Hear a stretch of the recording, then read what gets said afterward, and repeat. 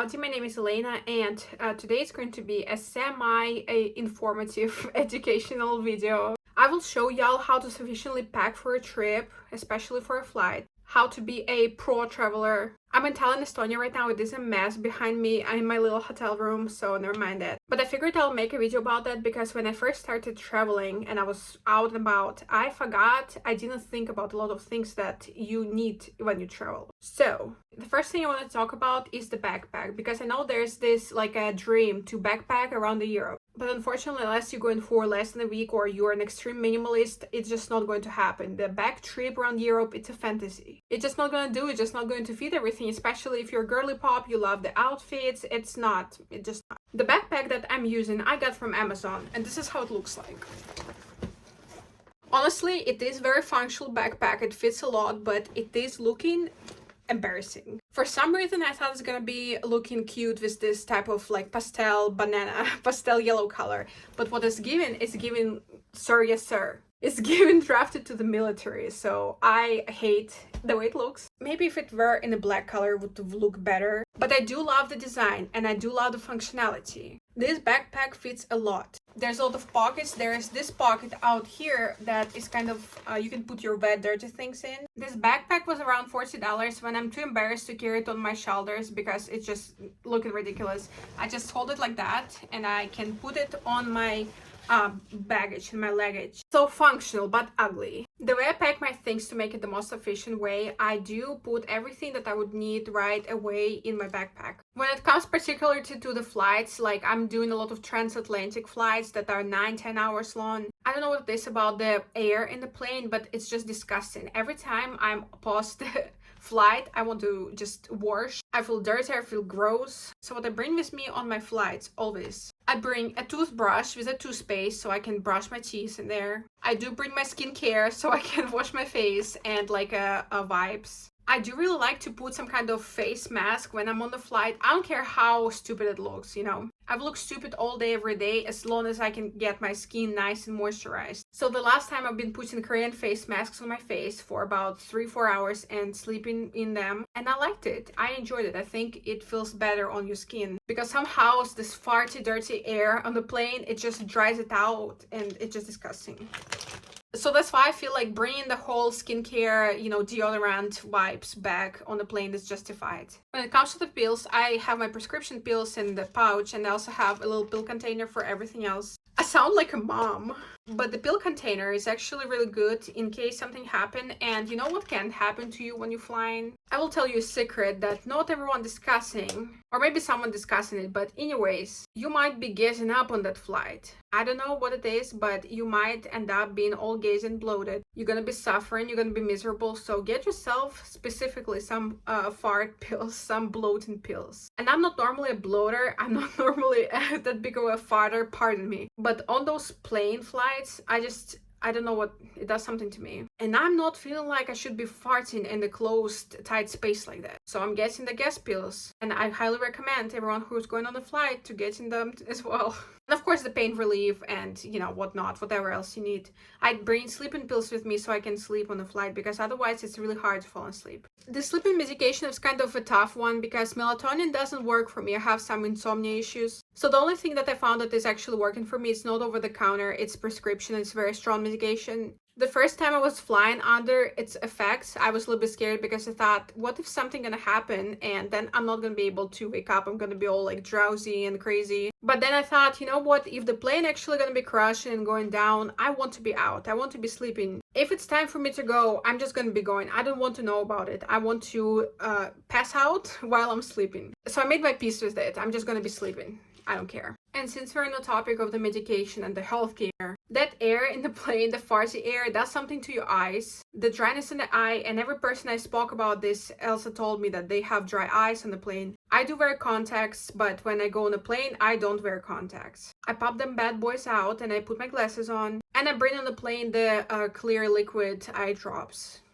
the fake tears, the lubricants. And that's very helpful because your eyes can get dry on the plane for some reason. And it is very hard to sleep on the plane. To fall asleep, it's very uncomfortable. It's tight space, especially if you fly in coach economy. Besides sleeping pill, what really helps me to fall asleep on the plane is complete noise cancellation. The best thing that I found for myself to avoid all the noises, you know, the screaming babies, the screaming people, everything. I get myself a pair of earplugs and I put them in, and then on top of that I put the noise cancelling headset and I turn on some kind of white noise. I like aquamarine, dark deep noise, but whatever that is, some kind of noise cancelling, a sound that's relaxing you.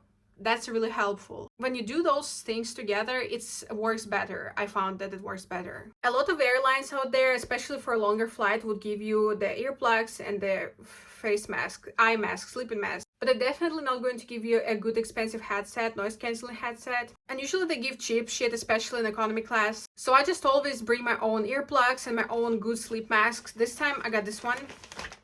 Nice and pink. It has this little part here that covers light that comes from underneath. Holes for the eyes.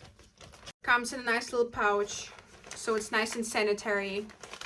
So those are definitely like must-haves that you should bring on the plane. Also, it's very nice to have a blankie because sometimes it gets cold out there, especially if it's no winter and you don't have a jacket with you. Again, some airlines give you a blanket, but sometimes they don't. The best solution I found for that, the best workaround plan I found for that is just to bring some kind of like a jacket with you. That way it's easy to put it on, put it off. In case you want to try to sleep, take a nap on a plane, you can just like take it off and cover yourself with it. And it's going to be nice and cozy, so that's what I do. Another thing that would make you comfortable, potentially, on a plane is a neck pillow. And I tried many of those, you know. Those neck pillows that goes around your neck like that, they're usually bulky, or if you have to blow into them, I don't have all this air to be blown out. And they're honestly not that comfortable. So after, you know, mistakes and errors, trials, I found the best pillow ever is this turtle pillow.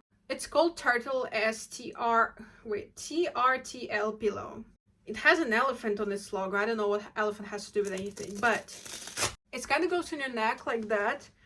You do it like a scarf, and then your shoulder can support it. It looks goofy. You're gonna look like a turbo, but it is actually comfortable. And this is the only pillow I was able to sleep in. So the Turtle pillow is the best pillow out there, I think. The new thing I'm gonna be trying this time that I haven't tried yet, but I heard some people having good like reviews about that. Hammock for the feet. The hammock for the feet, it goes on the table. You kind of like wrap it on the table in front of you, and then you can have an upgrade. You can go from economy to economy comfy, economy plus. I don't know if there's supposed to be 2 of them for each feet. I kind of thought one just might be enough, but I don't know. I haven't tried it yet. I tested it at home, it felt fine. So hopefully it will work out, otherwise I'll be throwing it away. So let me know if you tried that hammock for the feet and if it was success or not. Another thing that I find crucial important when you're traveling, whether it is on a plane or just overall, you're going to be staying in hotels and whatnot. Always, I think everyone should bring with them slippers or some kind of comfy shoes, some kind of sandals, something comfortable that lets your toes breathe. Not necessarily breathe, like you can have socks on, just whatever it is, because sitting on a plane for a long time with tight boots, tight sneakers, I think it's terrible. But also raw dogging it and having your toes out, just like taking your shoes and socks off, that's not appropriate. So I think the best way is to just bring some kind of comfy slippers and have your socks on and put the socks in the feet and the slipper. This is the type of slippers I'm talking about, or this part can be covered, it doesn't matter. Also, when you're traveling, if you stay in hotels, even if it's like a 5-star luxury resort, I don't know, I'm not a clean freak, but I just don't trust it. You don't know what kind of people were here before you. You don't know what kind of people been walking around here with their fungus on their toes. So I don't really think it's a good idea to be walking around with your bare foot on those carpets and floors, and in the shower especially. So that's another reason why, like, those rubber sleepers, they're really good. I bring my sleepers with me everywhere. I take shower with them when I'm in a hotel. Trust me, my dad had fungus on his feet, on his toes all his life, and it's terrible. It's a struggle. It's hard to get rid of, so it's better safe than sorry. It's better safe than fungus.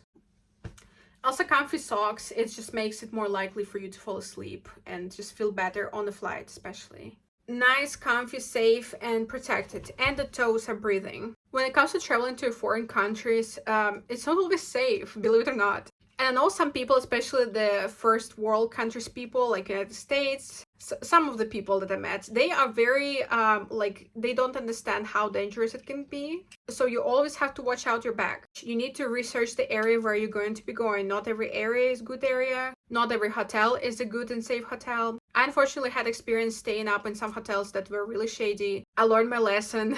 What I bring with me now for the safety is, well, right now I forgot my web camera, but I do bring my little security camera that I put in the room so I can watch out who comes in and goes. If someone steals, who's stealing, what are they stealing, and what's happening in the room while I'm gone. But right now I'm also not going to be staying for that long, so I figured it's not that big of a deal. Another thing that I always bring with me when I travel is some kind of door lock. This time I got this one. This is the door lock. It goes inside the door and then it's kind of goes like that, and they can't open the door basically when it's in.